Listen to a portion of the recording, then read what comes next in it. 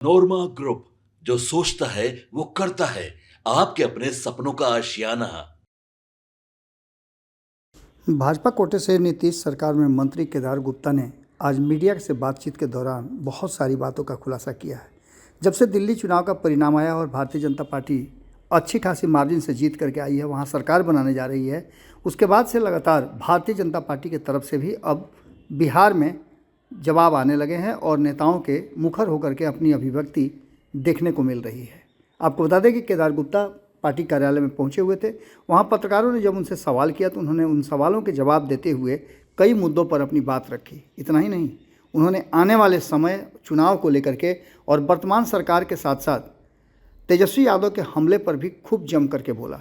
आपको बता दें कि जिस तरह से बिहार में ये दिखाने की कोशिश एनडीए की तरफ से की जा रही है कि सब कुछ ठीक ठाक है, और एनडीए कई स्तर पर आप देखे होंगे कि प्रेस कॉन्फ्रेंस से लेकर के कार्यकर्ताओं को संयुक्त रूप से बैठा करके और उन्हें एकजुट होने की और रहने की बातें बताई जा रही हैं, बूथ स्तर पर तैयारी करने की बात की जा रही है। उसके बाद केदार गुप्ता का ये जो वक्तव्य है वो काफ़ी कुछ कहता है। आगे क्या होने वाला है उस पर भी केदार गुप्ता ने मीटिंग से निकल करके आए थे, और निश्चित रूप से मीटिंग में जो बातें हुई होंगी उसी का ये अंश है।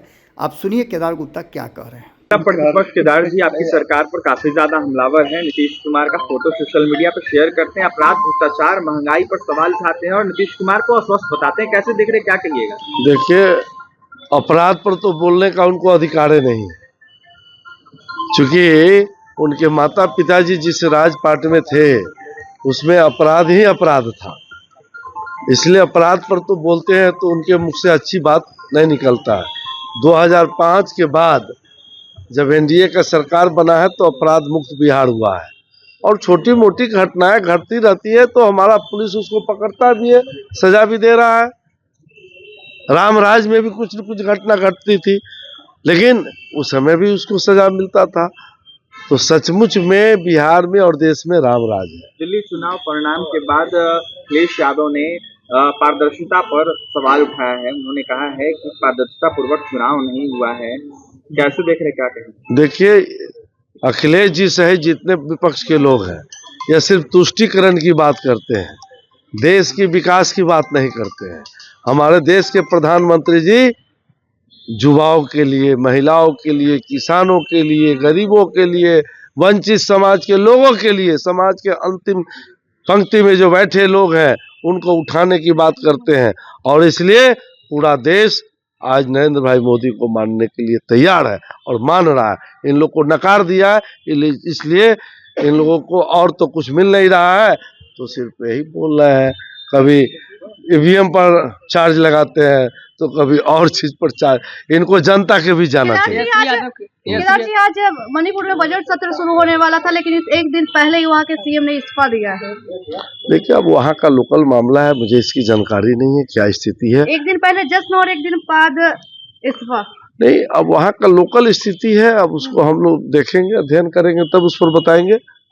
2 साल से अमित शाह भी वहाँ नहीं गए थे। जिस तरीके से कंट्रोल, वहाँ जिस तरीके से हिंसा हो रहा था उसे कंट्रोल भी नहीं किया जा रहा था, इस वजह से उन्होंने इस्तीफा दिया। नहीं, ऐसा नहीं है, कंट्रोल तो खूब हो रहा था, लेकिन अब वहाँ का परिस्थिति किस तरह का है वहाँ के लोकल लोग ज्यादा बढ़िया से जानते हैं। मैं इतना जानता हूँ कि देश में लॉ एंड ऑर्डर है। आरजेडी के पूर्व एमएलसी सुनील सिंह का जिस प्रकार से आवाज खाली कराया गया, उसको लेकर तो कई तरह के आरोप लगा।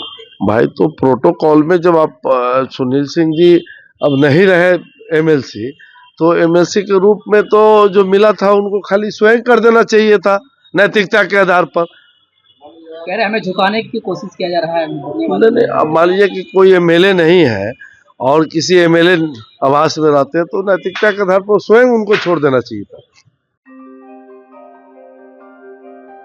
आपके सपनों को हमने सजाया है, ई होम्स पैनोरामा को हमने बनाया है। ई होम्स मेरा एक सपना था जिस पे मैं पिछले 4 साल से काम कर रहा था।